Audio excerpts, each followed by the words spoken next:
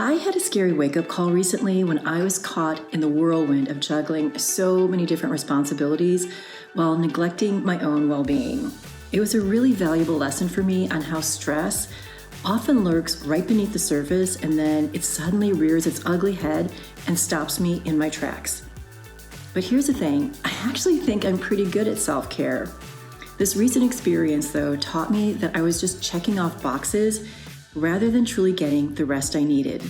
In this week's podcast, I share what happened, as well as a brief look at the societal norms and workplace expectations that contribute to the normalization of stress, particularly in the entertainment industry.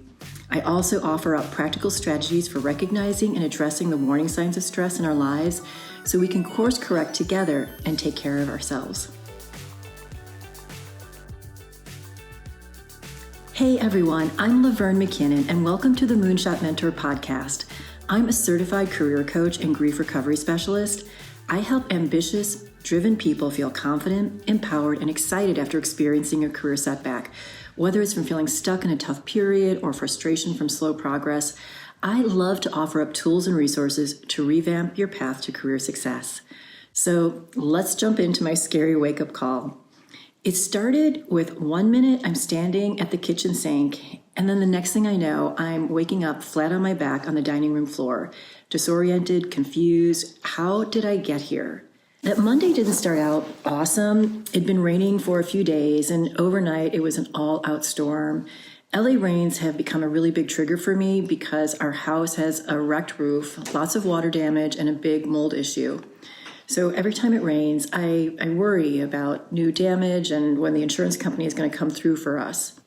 Most of that night, I was lying in bed, listening to the rain, like just hammering the roof, and it was just like echoing through the entire house. And I'm not sure why I was waiting for the alarm to go off. I should have just gotten up to see which rooms were flooded again. When I finally got up around 6 a.m., we did have leaks, but it wasn't as bad as previous times, so phew. I was mopping up the water with old towels when the power went out around 6:30. Now, outages have been another ongoing problem of living where I live in Laurel Canyon. So for 20 years, it's all been fine, but around 2020, it seems like we started getting like being literally in the dark every few months because of these outages. And while living in the hills is quite beautiful, and I'm incredibly grateful for how peaceful it is, it also means that we have poor cellular service because no power means no Wi-Fi, which means I can't effectively use Zoom. And I had client Zoom meetings that day starting at 7:30. So I really reluctantly canceled the first one because I hate to cancel, but I didn't know what to do about the other 9 Zoom meetings I had that day. Fortunately, my husband, Chuck, and I share a studio in downtown Los Angeles. He uses the space for his work as an artist, and I love to host career-related workshops and pop-up events. So I packed up my computer and a notebook, like lickety-split. I grabbed an apple, and I hit the road to head to the brewery artist lofts. It took about, it took like an hour to get downtown because, of course, the weather and frenzied LA drivers. But I still had about 5 minutes before my next Zoom. Since I left in such a rush from the house, I didn't have breakfast. So I started going through the cupboards and yikes, there was nothing to eat at the studio except my gigantic Envy apple that I had grabbed on the run.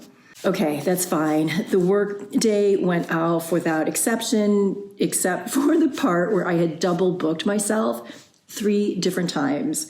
I tell you, if I could fire myself for being a bad assistant, I would, but I just don't have the cash flow to hire someone to replace my sorry ass. So I pulled out my ninja scheduling skills and was able to rebook everyone for that same day, but then that meant that I had absolutely no downtime. It was back to back to back. So by the time I got home around 7 o'clock, I was really depleted from a lack of food and burning through a lot of mental and emotional energy. Chuck, what a godsend, had prepared my favorite comfort meal of chicken, rice, and broccoli. Eating, it was a strange experience and a sensation. I knew that I was hungry, but I didn't feel hungry.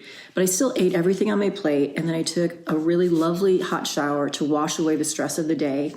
Got into my jammies, and I went into the kitchen to chat with Chuck and my eldest daughter, Mitzi. It was really nice to just have an easy catch up, and as I relaxed more, I got sleepy, and it was time to hit the hay. I stood up from our little IKEA kitchen table and I had a rush of lightheadedness, which it does happen from time to time, and typically the lightheadedness goes away after a few moments, but not that night. I was acutely conscious of losing my peripheral vision. I took some deep breaths to clear my head, and I walked over to the kitchen sink where I placed my hands on the kitchen counter to steady myself. The desire to go to bed morphed into, I need to get to bed and lie down. At the same time, I knew I wasn't going to be able to walk on my own. I thought maybe I could crawl. At that point, I laid my head onto my hands, believing that I just needed another moment to push away that creeping darkness. I had a very, very distant recollection of hearing a loud bang. And then the next thing I remember, I was trying to name what I was seeing. Oh, that's the ceiling. That's a wall. Oh, that's the wall of our dining room table. Oh, Chuck and Mitzi are talking to me. I hear their voices, but what are they saying? I had fainted. Chuck and Mitzi filled in those 1 to 2 minutes I had lost. They saw me stand up. They heard me say I was lightheaded. They saw me walk to the sink. They saw me go pale. Then they saw me starting to crumble. That's when the loud bang occurred. It turned out I dropped my water bottle, which I wasn't even aware I was holding. They both grabbed me before I could hit the floor and tried to walk me to the bedroom. My legs and feet did not cooperate, and they dragged on the ground, and when my head and my chest slumped, they eased me to the ground, and I immediately woke up and said, "Hi," which I don't remember at all. They helped me get to bed, and we all agreed that I hadn't fueled my body properly that day. Combining that with all of my energy going to digesting a really big meal and a relaxing hot shower, it just took the wind out of my sails. I only realized that I shouldn't trivialize the situation when my very zen husband admitted that that was scary, and Mitzi, my calm, cool rock star, suggested I consult my doctor. I did call my sister Teresa the next day, who's a nurse. She said low blood sugar was the culprit, but also highlighted how much stress I'd been experiencing. I guess I knew that, but it hadn't really clocked because I engage in a lot of self-care, rest, and relaxation, which should counterbalance the stress. I'm going to list it out for you. I typically get 7 to 8 hours of sleep per night and frequently 9 hours. I exercise at Orange Theory or a hotel gym when I travel like 3 to 4 times a week, and I hike frequently. I eat well, and typically on a regular basis, I'll have like granola, yogurt, and berries for breakfast, usually leftovers for lunch, so like a lean protein, a grain, a veggie. I have an apple as a snack, and then a decent early dinner around 6, and that's several hours before I go to sleep. I do meditate, but not on a consistent basis. That's a goal for 2024. I journal almost every day. Massages and facials make it into a monthly rotation. My husband and I make it a point to watch movies or shows together a few nights every week while we consume Trader Joe's movie popcorn. Highly recommend. So clearly, there's a lot of pride in my routines because I just listed them out in detail here. However, I had a huge epiphany in sharing this story with my therapist. I've been treating self-care and rest and relaxation as a to-do item. You can see it in the list I just made. At the risk of embarrassing myself, I have a detailed to-do. Okay, I have to say this again because I am really embarrassed. I have a detailed daily to-do list where I track everything. What doesn't get done gets rolled to the next day. So when I go to Orange Theory, that gets checked off along with watching a favorite TV show or reading for pleasure or giving myself an at-home facial. While I enjoy these things, I actively schedule them and then I mark them off when I've accomplished them. Notice the use of the word accomplished. Rest and relaxation are not things to be earned, deserved, or achieved. And yet, that's how I've been treating them and feeling really good about myself along the way. Big whoops. What's happened as a result is that I've lost the ability to fully recognize my stress. Part of that is because I've been religiously checking off boxes of self-care, convincing myself that I'm doing rest right while skipping actually listening to my body. The other part of not being able to fully recognize stress is due to social constructs. Stress has been normalized and internalized as part of my upbringing and my work in the entertainment industry. Now, that normalization may be true for other industries. It's just most definitely true for entertainment, and it's the industry that I know.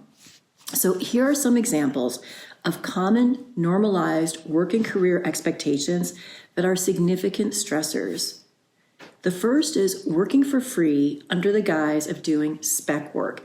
And this isn't just about writers or actors having to do a ton of work to audition.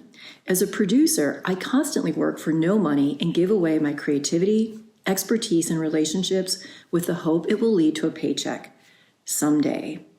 Another example are internships, and that's been going on a long time as an institutionalized form of free work. And while there have been changes and advances to the system, it still exists. So another abuse of that system is requiring interns to receive school credit for their internship, which is a fee that they have to pay for. So not only are they out of pocket for tuition, they're also not receiving frequently a wage or a fair wage. And a lot of times these interns must use their own computers, phones, and vehicles to perform company business without any type of remuneration. Okay, the second big stressor is work for little pay. It's kind of a privileged hazing technique that's supposed to prove people have the stamina and passion to go the distance. I know so many folks in entertainment level entry jobs who are being subsidized by their families or have second jobs because their gig simply doesn't pay their bills. This is complicated by the dangling carrot that if the employee does well enough, then they will get promoted. But they have to prove they're worthy of promotion by doing additional work outside of the scope of their day-to-day responsibilities. This additional work is not paid. It's just like seen as the cost of receiving an opportunity. So they're working nights and weekends in an attempt to get recognized and bumped up. And of course, both internships and low-paying jobs deprive people from low-income families from opportunities to enter the entertainment industry. Okay, finally, receiving unsolicited criticism and feedback with an open heart and open mind. This is an expectation that's a huge stressor. Everyone has an opinion and is so free to give it, but you need to people need to ask for the feedback. You just don't randomly give it. And it's very, very stressful. So I know that this is just the tip of the iceberg in terms of stressors, but I bring up these three examples because they're so common. As a result, people are stressed out, worrying about finances, career trajectory, loss of stamina and passion, screwing up and missing their chance at advancement. Sadly, there's an unspoken and well-known belief that if you can't take it, then you have to get out. Talk about a big stressor. All this to say that a survival mechanism for many people, including me, is to ignore the stress. Inner dialogues may sound something like this. It happens to everyone. It's part of my job. It's part of the industry, so I'll just deal with it by ignoring it. I'm actually taking action to de-stress. It's all going to be fine. However, our bodies will not allow us to ignore stress. So if you're experiencing any of the following symptoms, your body may be telling you that you are stressed out. Physical pain. I have a client who gets a really sharp pain in her shoulder during stress spikes. Another experiences migraines. Another has their back go out. Inflammation, breathlessness, brain fog, dizziness, vertigo. This list is nowhere near comprehensive, and it doesn't include aspects of mental and emotional health. So what to do and not do? I've said this a couple times. Listen to your body. When the stressors become too much, your body kicks into survival mode and forces you to slow or stop.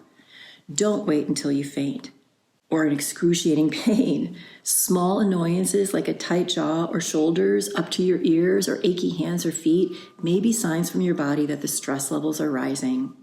So please do notice and name your stressors, and don't consider the symptoms as a problem. My fainting was not the problem. It was a symptom of not fueling my body properly and being overwhelmed with stress. Please consider whether the source of stress is something that you can remove from your life. Don't tough it out or compare yourself to others. Please exercise healthy and effective coping strategies. Now, my eating a bag of Trader Joe's popcorn is weak sauce on the coping front. I acknowledge that. Don't treat rest as something that needs to be done or checked off. That's sort of the opposite of rest. Now, here's a hard truth. Sometimes you can't remove the stressor. I can't stop the rain from falling. What I can do is notice that when I see the weather report predicting rain, check in with my body. Yep, I'm feeling tension in my neck and my jaw. I'm stressed that the rain will cause more damage to our not well home. With that information, I can now talk to my husband about the stress and come up with an action plan. We brainstorm practical, tactical strategies to protect our home, and I practice breathing techniques to release the tension. At the time of this writing of this particular podcast and this piece, I'm about 5 days post my fainting incident. I'm doing okay physically. I have experienced some lightheadedness a few more times, but I haven't fainted. So I'm being much more conscious of fueling my body and taking breaks. I'm employing some new breathing techniques, and I've set a timer for midday to remind myself to check in with my body and maybe, take a couple of minutes to meditate. I do have to acknowledge that I hate to stop my momentum during the workday, but after I meditate, I can usually feel a difference in my mind and my body, but it takes a lot of effort for me to open up the Headspace app. Bottom line, rest is not a to-do item. It's an essential part of our well-being that often gets overlooked in the hustle and bustle of life. My recent experience of fainting served as a wake-up call, reminding me that stress cannot be ignored or pushed aside indefinitely. And as I reflected on the factors contributing to my fainting episode, I realized that I'd been treating self-care and relaxation as tasks on a checklist rather than vital components of my overall health. The normalization of stress in our society, particularly within industries like entertainment, can lead us to dismiss our body's warning signs and push ourselves beyond our limits. But ignoring stress does not make it disappear. It manifests in physical symptoms and affects our mental and emotional well-being. Instead, we need to listen to our bodies, name our stressors, and prioritize rest as a non-negotiable aspect of self-care. While we may not always be able to eliminate the stressors in our lives, we can develop healthy coping mechanisms and strategies to mitigate their impact. So let's join forces and shift our perspective on rest from a checkbox to an essential act of self-preservation, honoring our bodies and minds with the care and attention they deserve. So that's it for today. Head on over to moonshotmentor.com or my Substack, Moonshot Mentor, for journal questions to help deepen your understanding and relationship with stress, rest, and self-care. I'd really love to hear more about how stress has impacted you and what you do to manage it. So drop me a comment. You can also visit me at moonshotmentor.com, where you can find links to my all of my social and how to work with me. And I'd also like to give a special big thank you to Lynn Chen for the video and audio editing. You can find her on social at Ms. Lynn Chen. And if you enjoy what you hear, I would be so appreciative if you could subscribe to my podcast. It would help me achieve my moonshot of 5,000 subscribers. Thank you so much for tuning in, and I'll see you next week.